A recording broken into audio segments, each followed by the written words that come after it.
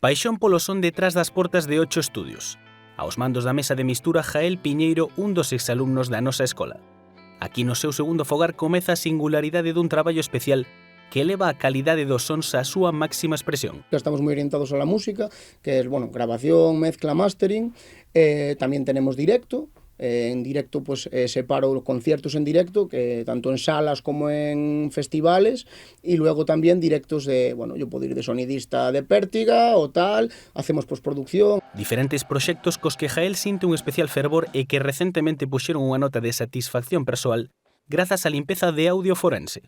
Audio para juicios, limpieza de digamos, de audios, que hemos ganado un juicio el año pasado en La Rioja de un maltrato, y la verdad que son cosas trabajos que aparte que no son musicales, pues la verdad te motivan mucho, porque si puedes ayudar a alguien con tu trabajo de esa manera a que se haga justicia en un aspecto, pues la verdad que es algo que nos contenta mucho. Anos atrás, nunha das primeiras xeracións do actual Centro de Formación Audiovisual da Deputación, Jael encontrou cursando realización o seu camiño. Yo, por ejemplo, cuando estábamos dando cámara en la productora y tal, o iluminación que íbamos a la productora, yo estaba pues con Manu, el chico de sonido, estaba detrás de él. Oye, enséñame aquí, por favor, la mesa de mezclas, qué mesa es, una Yamaha, una Tascam, ostras, ¿y esto para qué sirve y esto cómo es?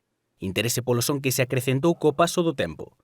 Un traxecto que comezou en Abrigueiro Estudios cunha parada en Madrid para completar a súa experiencia, para volver anos despois á súa casa. Entonces digo, pues ¿cuál es la otra opción? Me vengo a casa y me monto mi propio estudio, con el diseño acústico lo he hecho yo. Digamos que este estudio lo he hecho yo con la ayuda de gente que me ha ayudado a construirlo, pero lo he diseñado y un poco con las posibilidades que he tenido. Pequeno pero familiar, así define o seu estudio.